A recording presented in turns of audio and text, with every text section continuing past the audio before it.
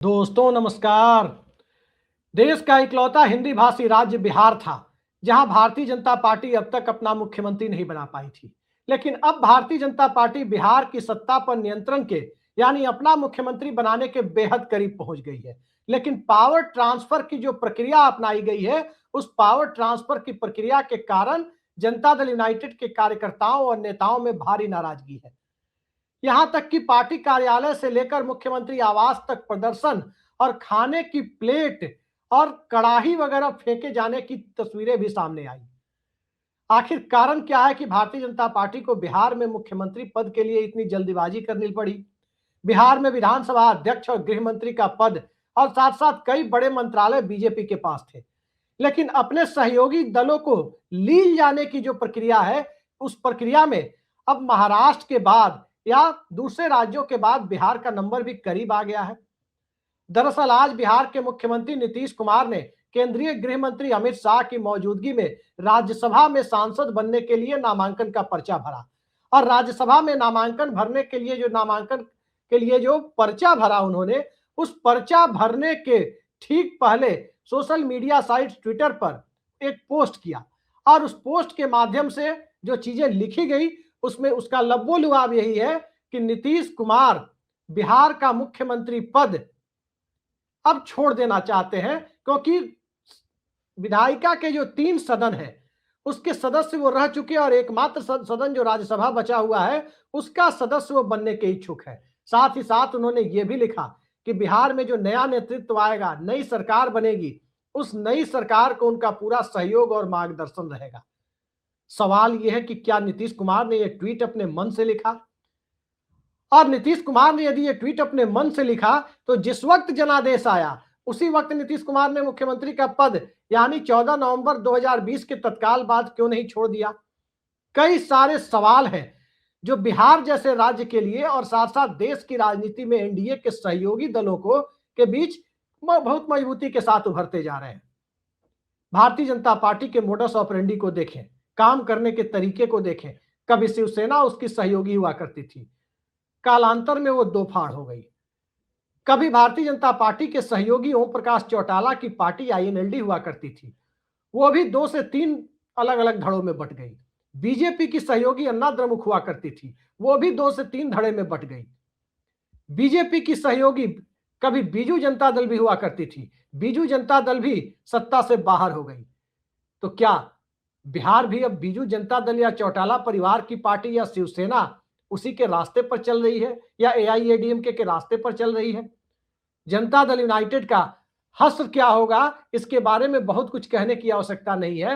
लेकिन कई सारे सवाल हैं, जो सवाल ज्यादा महत्वपूर्ण हो चले हैं कि आखिर नीतीश कुमार को कैसे बार्गेन किया गया, नीतीश कुमार को कैसे मजबूर किया गया कि नीतीश कुमार बिहार का मुख्यमंत्री पद छोड़ दे।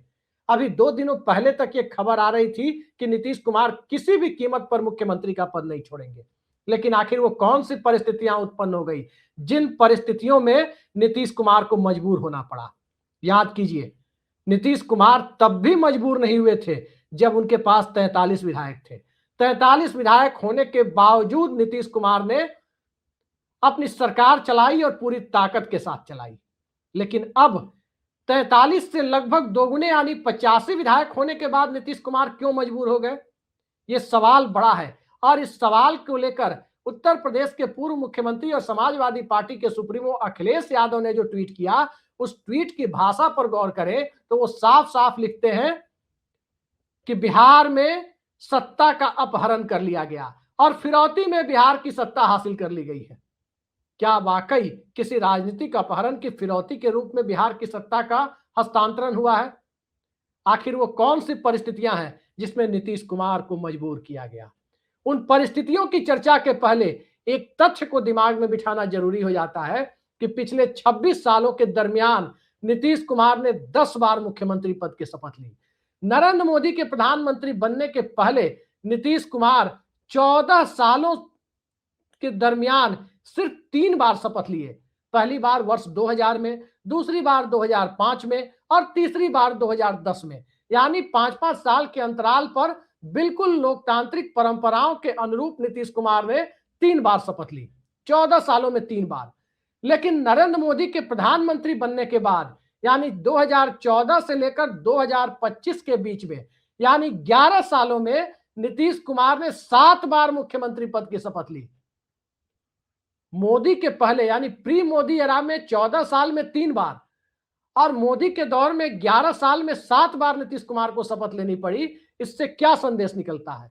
एकमात्र संदेश यही निकलता है कि भारतीय जनता पार्टी जो केंद्र की सत्ता पर काबिज है, वो पार्टी इस जुगत में थी कि बिहार में किसी भी प्रकार से अपना मुख्यमंत्री बनाया जाए और अपना मुख्यमंत्री बनाने की इस जुगत को नीतीश कुमार बखूबी पहचानते थे।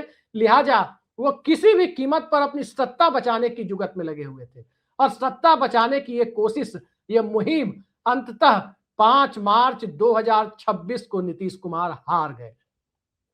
इसके पहले 11 सालों में 7 बार शपथ लेकर नरेंद्र मोदी की सत्ता के साथ वो सह और मात का खेल खेलते रहे, लेकिन अंततः मोदी शाह आखिर कौन सी रणनीति बनाने में सफल हुए जिससे बिहार में नीतीश कुमार की सत्ता को जाना पड़ा? ये असल सवाल है और इस सवाल का उत्तर ढूंढना आज की तारीख में कोई चाह नहीं रहा है। गोदी मीडिया कभी चाहेगा नहीं, क्योंकि गोदी मीडिया तो भारतीय जनता पार्टी की बोल बोल रहा है, वास्तविकता से कोसों दूर विश्लेषण कर रहा है और इन सब से अलग हटकर देश की जनता को वो सब चीजें परोस रहा है जिन चीजों को परोसे जाने की कोई आवश्यकता नहीं है, या ये परोसा जाना ही अपने आप में मीडिया के नाम पर बहुत बड़ा मजाक है। असल बात यह है कि नीतीश कुमार माने कैसे?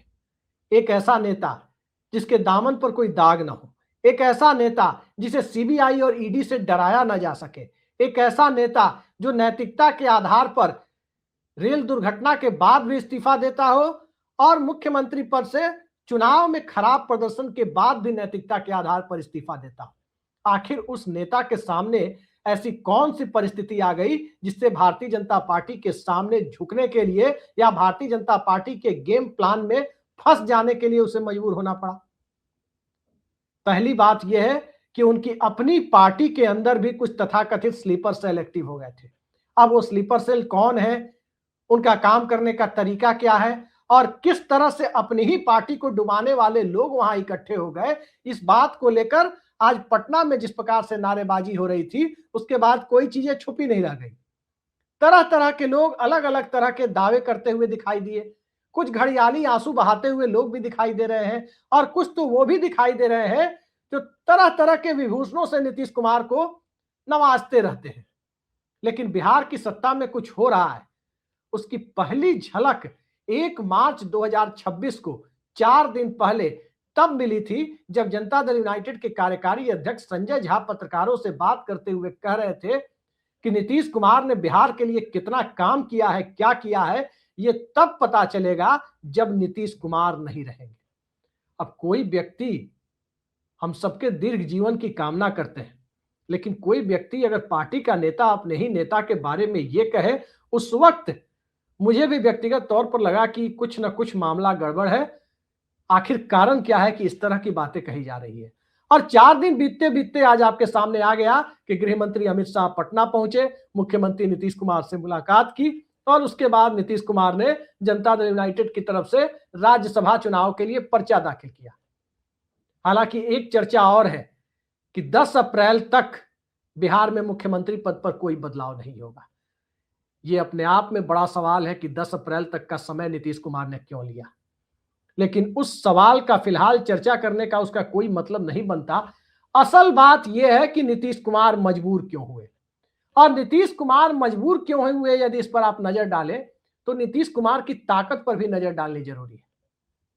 जब से भारतीय जनता पार्टी एक ताकतवर पार्टी के तौर पर सामने आई, खासकर 2010 के विधानसभा चुनाव से जब बीजेपी 91 विधायकों के साथ पटना पहुंची, उसके बाद से ही जनता दल यूनाइटेड और राष्ट्रीय जनता दल के बीच जो परस्पर विरोधी पार्टियां हैं उनके बीच एक अंदर खाने समझौते जैसी स्थिति दिखाई देने लगी कि चाहे कुछ भी हो जाए, बिहार की सत्ता को जेडीयू और आरजेडी के बीच ही रखना है, किसी तीसरे के पास नहीं पहुंचने देना। और इसी स्थिति का फायदा नीतीश कुमार ने उठाया, तेजस्वी यादव ने भी उठाया। नीतीश कुमार ने भी मुख्यमंत्री पद पर बार बार शपथ लेकर अपनी सत्ता बचाए रखी, तो तेजस्वी यादव ने भी 2 बार उप मुख्यमंत्री का पद हासिल किया, कैबिनेट रैंक का विपक्ष का नेता का पद हासिल किया। इस बार यह समझौता क्यों नहीं हो पाया? आखिर कौन सी परिस्थिति उत्पन्न हो गई कि तेजस्वी यादव आज प्रेस के सामने आते हैं? तेजस्वी यादव नीतीश कुमार के हालात पर, जनता दल यूनाइटेड के हालात पर सहानुभूति तो प्रकट करते हैं, लेकिन तेजस्वी यादव नीतीश कुमार को बिना शर्त समर्थन का ऐलान नहीं करते। क्या होता जब कल से यह खबर आने लगी कि नीतीश कुमार को मजबूर किया जा रहा है कि वो राज्यसभा जाएं और बिहार के मुख्यमंत्री की कुर्सी भारतीय जनता पार्टी को सौंप दे? उसके बाद यदि तेजस्वी यादव चाहते तो बिहार का राजनीतिक परिदृश्य बदल सकता था। राष्ट्रीय जनता दल सिर्फ इतना ऐलान कर देता कि किसी भी परिस्थिति में बिहार में को भारतीय जनता पार्टी के हाथ नहीं जाने देना और नीतीश कुमार को बिना शर्त समर्थन देने के लिए राष्ट्रीय जनता दल तैयार है। क्या उसके बाद भारतीय जनता पार्टी बार्गेनिंग कर पाती? क्या उसके बाद भारतीय जनता पार्टी का कोई गेम प्लान सफल हो पाता? स्वाभाविक है कि नहीं हो पाता, क्योंकि विपक्ष के पास 41 विधायक है और 41 विधायकों में 16 विधायक नीतीश कुमार के समर्थन के लिए कभी भी तैयार है। ओवैसी की पार्टी जिसमें 5 विधायक है, पांचों अल्पसंख्यक समाज से है, वो भी नीतीश कुमार का समर्थन कर रहे हैं। आईपी गुप्ता तो नीतीश कुमार के मुरीद बने हुए हैं। कांग्रेस पार्टी को नीतीश कुमार के नाम पर कोई आपत्ति नहीं है, लेकिन ड्राइवर सीट जो बिहार में महागठबंधन है, उसकी ड्राइवर सीट पर तो तेजस्वी यादव और लालू यादव बैठे हुए हैं। राष्ट्रीय जनता दल बैठा हुआ है।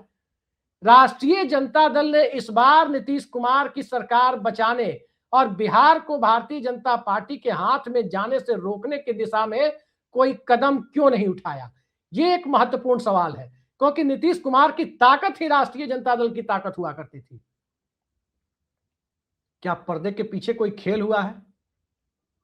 मुझे नहीं मालूम कि पर्दे के पीछे कौन सा खेल हुआ है, लेकिन हमारी स्क्रीन पर आज बारी बारी से 2 मुकदमों को देखिए। पहला, लैंड फॉर जॉब मुकदमा, जिस मामले में 9 तारीख से डे टू डे बेसिस पर यानी प्रतिदिन सुनवाई होनी है। यह मुकदमा आखिरी चरण में पहुंच गया है। इसमें तेजस्वी यादव को भी आरोपी बनाया गया है और लालू परिवार के दूसरे सदस्यों को, जिसमें लालू यादव भी शामिल है, उन्हें भी आरोपी बनाया गया है। कमोबेश ऐसी ही स्थिति आईआरसीटीसी घोटाले की है। आईआरसीटीसी घोटाले के मामले में भी अब तेजी आई हुई है और उसकी भी सुनवाई बहुत तेजी से चल रही है। सवाल यह उठता है कि कहीं इन सब मामलों को लेकर पर्दे के पीछे कोई बार्गेनिंग की कोशिशें तो नहीं हुई है। मुझे नहीं पता कि क्या हुआ है, क्या नहीं हुआ है, लेकिन जो राष्ट्रीय जनता दल अब तक यह दिखाई देता था कि एक रटी रटाई लीक पर चलती थी, एक रटी रटाई लाइन पर चलती थी कि चाहे कुछ भी हो जाए, भारतीय जनता पार्टी जिसे वो फिरका परस्त ताकतें कहा करती थी, चाहे कुछ भी हो जाए, राजद की रटी रटाई लाइन यही होती थी कि हम बिहार को फिरका परस्त ताकतों के हाथ में नहीं जाने देंगे। और इसी नीति पर चलते हुए राष्ट्रीय जनता दल ने 2015 में भी नीतीश कुमार का समर्थन किया, 2022 में भी नीतीश कुमार का समर्थन किया और 2024 में जब नाता टूटा, उसके बाद से भी उम्मीद जताई जा रही थी कि एक समर्थन राष्ट्रीय जनता दल भविष्य में भी नीतीश कुमार का कर सकती है। इस बार ऐसा क्यों नहीं हुआ? क्या पिछली 2 बार का सबक है? लेकिन राजनीति में कोई सबक क्या इतना बड़ा होता है कि बिहार को भारतीय जनता पार्टी के हाथ सौंप दिया जाए और राष्ट्रीय जनता दल सिर्फ सहानुभूति प्रकट करे नीतीश कुमार के साथ, उनके राजनीतिक हालात के साथ? हालांकि एक दूसरा पक्ष यह भी है कि मौजूदा हालात के लिए नीतीश कुमार भी कम जिम्मेदार नहीं माने जाएंगे। नीतीश कुमार में एक बहुत बड़ी राजनीतिक संभावना देखी जा रही थी। 2005 से 2010 के बीच जो बतौर मुख्यमंत्री नीतीश कुमार का दूसरा कार्यकाल था, उस कार्यकाल में, पहला कार्यकाल तो 7 दिन का ही था, दूसरा कार्यकाल जो 2005 से 10 के बीच का था, उस 5 सालों के दरमियान बिहार में बहुत कुछ बदला। बिहार में सड़कें आई, बिहार में बिजली की स्थिति काफी हद तक ठीक हुई, कानून व्यवस्था की स्थिति ठीक हुई, फाइनेंशियल कंडीशन बिहार में उत्तरोत्तर रूप से बेहतर होने का संकेत मिलने लगा।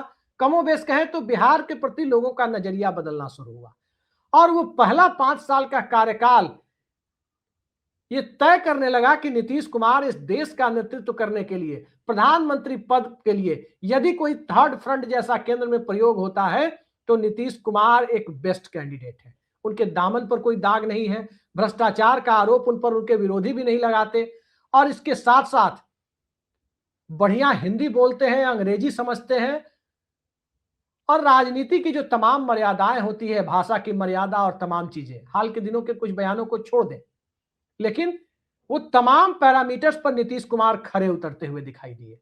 नरेंद्र मोदी ने कभी संसद का मुंह नहीं देखा था, लेकिन नीतीश कुमार मुख्यमंत्री बनने के पहले 16 साल संसद में रह चुके थे। दो दो प्रधानमंत्रियों के अधीन नीतीश कुमार ने बतौर मंत्री काम किया था, और इन सब अनुभवों को देखते हुए नीतीश कुमार में एक प्रधानमंत्री पद की संभावना देखी जाने लगी। लेकिन उस संभावना का एक त्रासद अंत हुआ। कैसे हुआ यह भी किसी से छिपा हुआ नहीं है, क्योंकि वो संभावना खत्म हुई नीतीश कुमार के बार बार पाला बदलने से। ये अलग बात है कि वो पाला बदलने की परिस्थितियां नरेंद्र मोदी के प्रधानमंत्री बनने के बाद ही शुरू हुई, तभी उन्हें 10 सालों 11 सालों में 7 बार शपथ लेनी पड़ी। लेकिन परिस्थितियां चाहे कोई भी हो, बदनामी अंततः इस मामले में नीतीश कुमार के हिस्से आई कि नीतीश कुमार के लिए राजनीतिक शुचिता का कोई महत्व नहीं है। नीतीश कुमार के लिए सत्ता ही सर्वोपरि है, वो येन केन प्रकारेण कुर्सी पर बने रहना चाहते हैं। ये तमाम बातें हुई, और इन तमाम बातों के बीच 2014 के बाद जिस तरह से इस देश का मिजाज बदलने की कोशिश हुई, खासकर हिंदी भाषी भारत का मिजाज बदलने की कोशिश हुई, सांप्रदायिक तत्वों का समावेश बहुत तेजी से सत्ता सिस्टम और लोगों के मानस के बीच बढ़ता चला गया, उसने भी ब्रांड नीतीश कुमार को काफी हद तक कमजोर किया। तो एक संभावना एक त्रासदी में बदली, बहुत बड़ी बड़ी संभावनाएं एक त्रासदी में बदल जाती है। भारत की क्रिकेट में भी आप देखते हैं, विनोद कांबली को बहुत बड़ी संभावना कहा गया। विनोद कांबली जैसी संभावना का भी एक त्रासद अंत हुआ। तो क्या नीतीश कुमार भारतीय राजनीति के विनोद कांबली बन गए? कह सकते हैं। लेकिन उससे भी बड़ा सवाल आज की तारीख में यह है कि बिहार की राजनीति को कहा जाता था कि 3 ध्रुवों पर टिकी हुई है। अब 3 ध्रुव में क्या तीसरा ध्रुव बचेगा? खतरा तो दूसरे ध्रुव को यानी आरजेडी को भी है, क्योंकि जेडीयू और आरजेडी की जो बिहार के समाज में स्थिति है, वो स्थिति है कि दोनों का सह अस्तित्व एक दूसरे के अस्तित्व पर टिका हुआ है, और एक का अस्तित्व खतरे में आने से दूसरे का अस्तित्व या असर अपने आप खत्म होना शुरू हो जाता है। नीतीश कुमार है तो तेजस्वी यादव और राष्ट्रीय जनता दल का जनाधार है, और नीतीश कुमार राजनीतिक रूप से उनकी पार्टी का और नीतीश कुमार का उनकी विरासत का अवसान होता है, तो उस विरासत के अवसान के साथ राष्ट्रीय जनता दल का महत्व कम होना, उसके कोर वोटर के द्वारा नए राजनीतिक ठिकाने की तलाश में निकल पड़ना, ये तमाम परिस्थितियां पैदा होती है। आखिर MY समीकरण की मियाद कब तक? अगर बिहार में भारतीय जनता पार्टी अपने कोटे से कोई यादव सीएम बना दे, तो क्या तेजस्वी यादव अपना यादव जनाधार अक्षुण्ण रख पाएंगे? जहां तक अल्पसंख्यक वोटर्स की बात है, तो बिहार के MY समीकरण का M यानी अल्पसंख्यक मतदाता अब पिछले 3-4 चुनाव से इस मन स्थिति को समझने लगा है कि सिर्फ MY के बूते काम नहीं चलेगा, राजद की जगह कोई नया राजनीतिक ठिकाना तलाशना होगा, तभी जाकर भारतीय जनता पार्टी को रोका जा सकता है। इस परिस्थिति में राजद के कोर वोटर का बड़ा हिस्सा पहले से आता दिखा है, लेकिन अब तक वो मन इसलिए नहीं बना पाता था क्योंकि उसे भरोसा था कि भले ही नीतीश कुमार भाजपा के साथ सरकार बनाए या राजद के साथ सरकार बनाए, जब तक नीतीश कुमार मुख्यमंत्री हैं तब तक बिहार के अंदर उनको किसी प्रकार का डर भय नहीं है। अब आने वाले वक्त में वो डर भय होगा नहीं होगा, ये एक अलग सवाल है। दूसरा सवाल ये जो उठता है कि आखिर एनडीए के दूसरे महत्वपूर्ण घटक दल क्या ये तमाम हश्र नहीं देख रहे हैं? चाहे वो चिराग पासवान की पार्टी हो, 5 सांसद हैं, चाहे वो चंद्रबाबू नायडू की पार्टी हो, 16 सांसद हैं, चाहे वो एकनाथ शिंदे की पार्टी हो, 7 सांसद हैं, फिर इनका भविष्य क्या होगा? नंबर तो सबका आना है। पहले उद्धव ठाकरे का आया, फिर एकनाथ शिंदे का आया, अब नीतीश कुमार का आया। तमाम परिस्थितियां इस दिशा में इशारा करती है कि एनडीए के घटक दलों के बीच अब किस प्रकार की बेचैनी है। सबको यह बात दरअसल समझ में नहीं आ रही कि 16 सांसद चंद्रबाबू नायडू के हैं, वो तमाम आर्थिक सहूलियत ले रहे हैं। 12 सांसदों के बूते 98-99 के दौर में उन्होंने लोकसभा अध्यक्ष का पद और केंद्र से वाजपेयी सरकार से बहुत कुछ हासिल कर लिया, लेकिन 12 सांसदों के बूते नीतीश कुमार अपनी कुर्सी तक नहीं बचा पाए। वो भी उस दौर में नहीं बचा पाए जिस दौर में नरेंद्र मोदी के पास बहुमत ही नीतीश कुमार के सांसदों के बूते हैं। तो क्या नीतीश कुमार के सांसद भी कंप्रोमाइज हो गए थे? क्या नीतीश कुमार के सांसद भी भारतीय जनता पार्टी के बोल बोलने लगे थे? और आखिर ये सब हुआ कैसे? क्या पिंजड़ाबंद तोतों का कमाल भी इसमें है? इन सारे सवालों का जवाब आगे मिलेगा।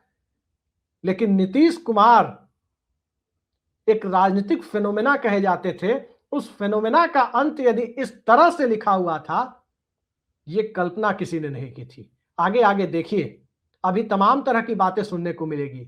कई लोग ये भी बताते दिखेंगे कि नीतीश कुमार दबाव बना रहे हैं। दबाव वो तब तक बना रहे थे जब तक मुख्यमंत्री पद उनके पास था, जब तक उन्होंने मुख्यमंत्री पद छोड़ने के लिए कोई मजबूर होने जैसा कदम नहीं उठाया था। अब जब नीतीश कुमार अपने लिए दबाव नहीं बना पाए, तो किसी दूसरे को कोई पद देने के लिए वो दबाव बना पाएंगे? कम से कम ये थ्योरी मेरे गले नहीं उतरती है। लिहाजा हद से हद वो यही कोशिश कर सकते हैं कि विधानसभा में 2.5 साल का फॉर्मूला हो और उसमें 2.5 साल में पहला 4 महीने तो वो निकाल दिए, बचे हुए 26 महीनों में निशांत को मुख्यमंत्री बनाया जाए, तब वो बार्गेनिंग की एक कोशिश कर सकते हैं। हालांकि इसमें उन्हें कामयाबी कितनी मिलेगी, ये बड़ा सवाल है। फिलहाल की स्थिति तो यही है कि बिहार भारतीय जनता पार्टी के हाथों में जाना तय हो चुका है। अब भारतीय जनता पार्टी के हाथों में बिहार अप्रैल में जाएगा, मई में जाएगा या मार्च में ही चला जाएगा, इसको लेकर सवाल है। लेकिन निशांत को मुख्यमंत्री बनाने के अलावा ऐसी कोई दूसरी संभावना दिखाई नहीं देती जिस पर नीतीश कुमार बार्गेनिंग की कोशिश करें। और निशांत को अगले 26 महीने यानी पहले 2.5 साल के लिए मुख्यमंत्री बनाने के लिए वो बार्गेनिंग किस हद तक कर पाएंगे, ये भी अपने आप में सवाल है। तो बाकी देखते जाइए। बिहार की सियासत भी अंततः मंडल से कमंडल की ओर बढ़ चली है, इस बात से किसी को इनकार नहीं है। लेकिन कमंडल की राजनीति बिहार में सफल हो पाएगी, इस पर एक प्रश्न चिन्ह जरूर है, क्योंकि बिहार का मिजाज वो नहीं है जिस मिजाज के सहारे नागपुर, छोटा नागपुर तक पहुंचने की कोशिश कर बैठा, सफल कोशिश कर बैठा। बिहार में वो सियासत बहुत कम चांस है कि चलाने की कोशिश में कामयाबी मिल जाए। देखते जाइए आगे आगे होता है क्या। आज के लिए इतना ही। नमस्कार।